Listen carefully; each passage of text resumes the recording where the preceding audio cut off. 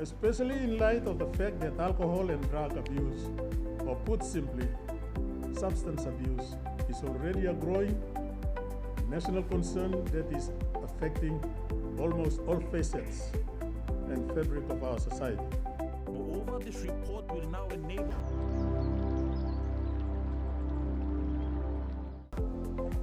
Hi everyone, my name is Richard Kasingi.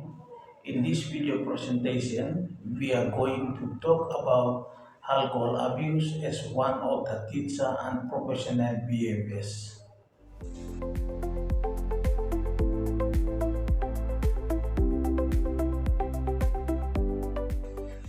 Presenting after me will be Thomas Minio. He will talk about the root cause and consequences of alcohol abuse. Next is Kigilio. He will give an insight on the strategies on reducing alcohol abuse. Following that is Mapai Terence. He will summarize and conclude our presentation. Imagine walking into a rural school in Papua New Guinea on a Monday morning, and the students are sitting at their desk, but the teachers just nowhere to be found.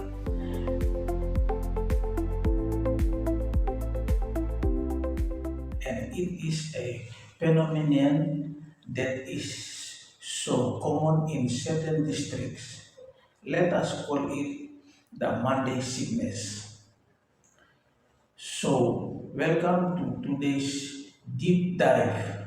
Today we are looking at a highly specific, localized topic examining how Papua New Guinea tackles professional misconduct among its educators, specifically focusing on alcohol abuse.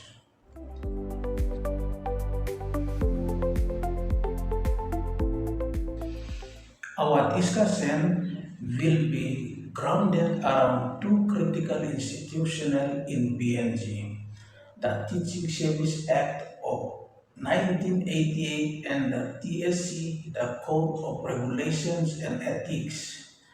The institutional framework is not primarily concerned with the abstract morality of drinking, but it focused on how that drinking disrupts the educational output of a school. This misconduct is categorized into three very distinct escalating areas. The first one is the intoxication on school premises, that covers arriving at the school already under the influence of literally consuming alcohol during working hours on the school grounds.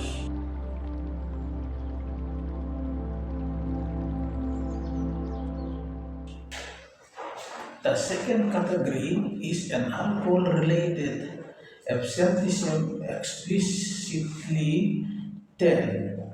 Monday sickness. Monday sickness means this is a recognized, predictable pattern of teachers missing Monday classes, specifically because they are recovering from heavy weekend drinking. And the third category is the teacher's behavior within the community while intoxicated.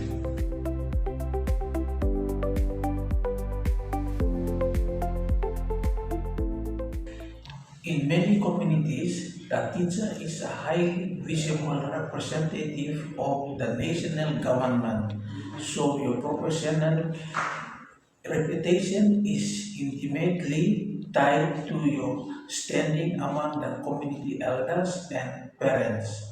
So, if you are acting disorderly in the village center on a Saturday night, you are actively eroding the authority you need to tell a student to sit down and do their maths on Monday.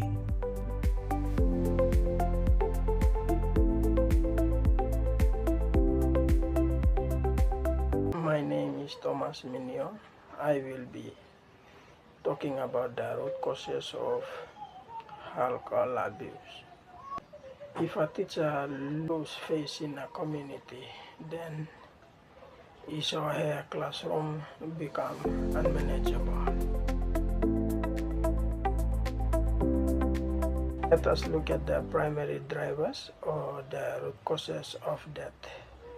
The first primary driver is the high stress levels, driven by heavy workloads. Also, another thing to consider, many of these teachers are placed under severely under-resourced and isolated areas. DSC takes a teacher, well, that's their responsibility in the teaching services. They take teachers, isolate and separate them from their family, put them in an under-resourced areas.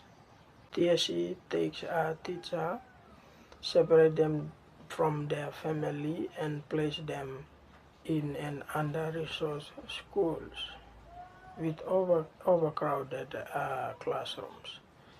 This introduces them the second driver or the root cause of alcohol abuse, which is social and cultural norms. Because how do teachers survive this kind of isolation? They must integrate into the local community.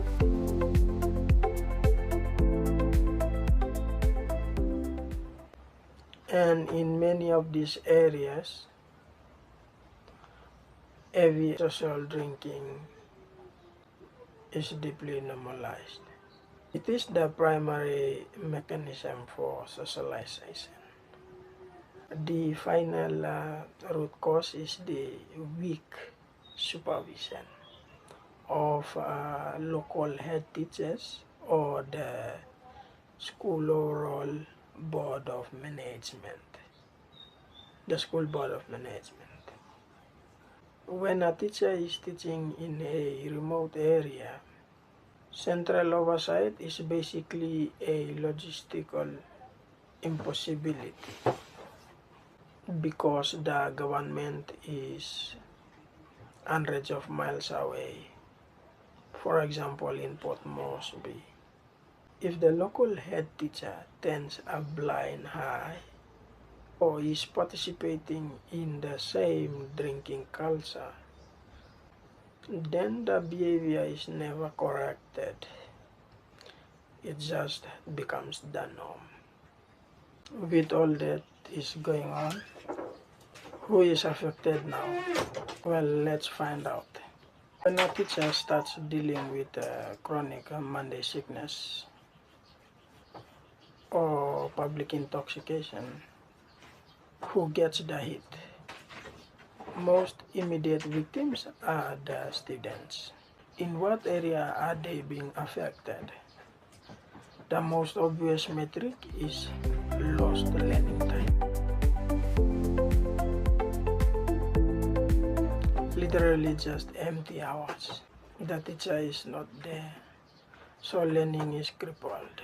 An intoxicated teacher creates a unsafe physical and psychological environment. A teacher is one of the highly educated professionals students interact with daily.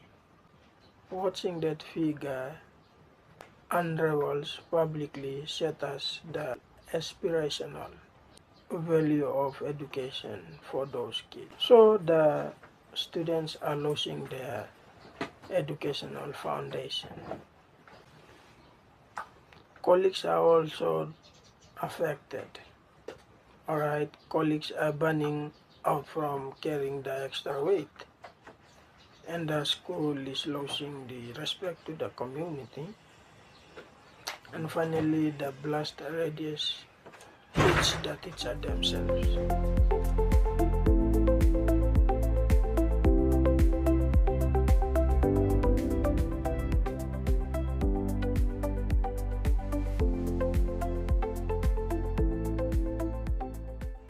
I will talk about the strategies that will help reduce alcohol abuse.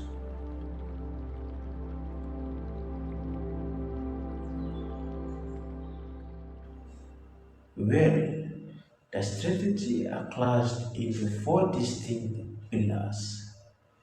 The first pillar is strict enforcement, which means the immediate implementation of those TSC disciplinary procedures for drinking on duty. If a teacher is intoxicated on the school grounds, the rules must be applied without exception.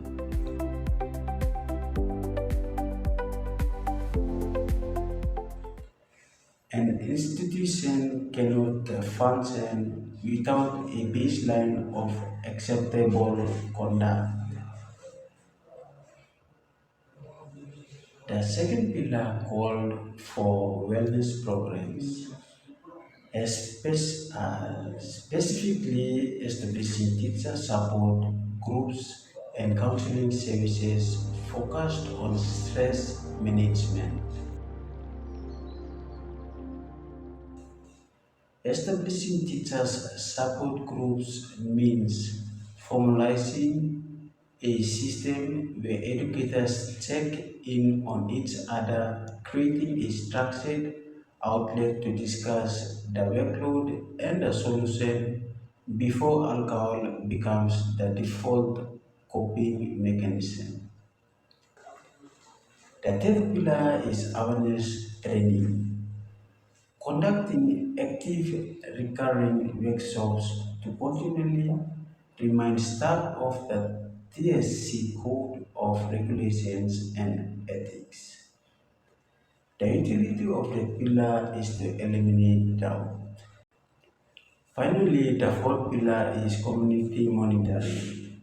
It is about empowering and strengthening the roles of the Board of Management and the PLC, the Parents and the Citizens Association.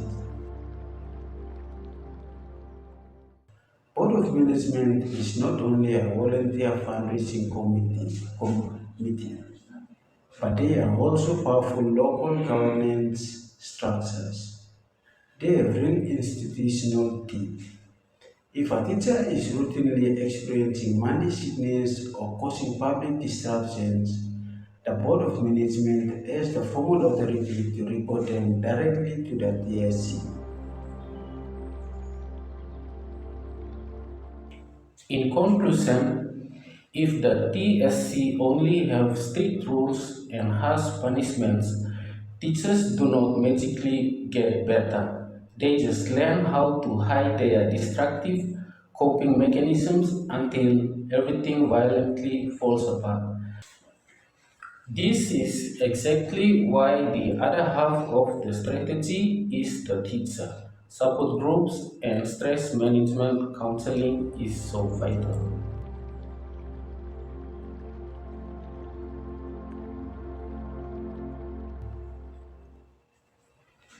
We have covered an immense amount of ground today, starting at how the Teaching Service Act of 1988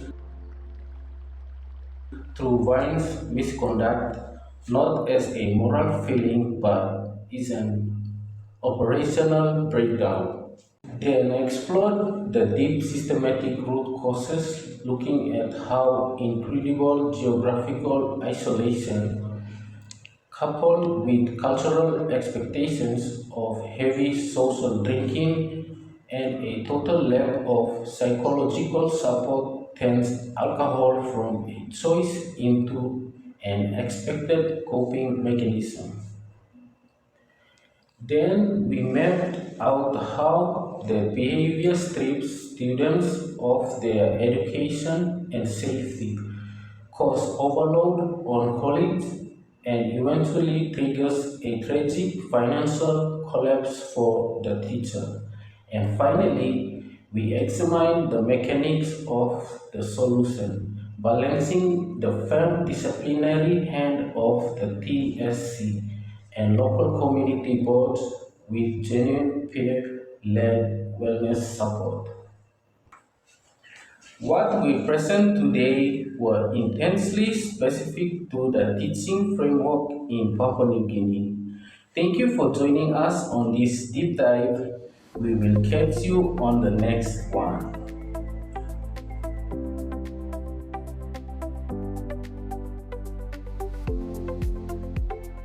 It will look into alcohol-related violence and more so the sale of cheap alcohol in the country today. The three basic terms of reference addressed during the media. Vice Chairman Elias Kapavoris said the committee looks forward to coming up with necessary outcomes on how best alcohol abuse and issues can be addressed in the country. All of community approach, public partnership is required in this area. Intergovernment agencies coming together and see how best we can address alcohol abuse in our country. Chairman Tambuas.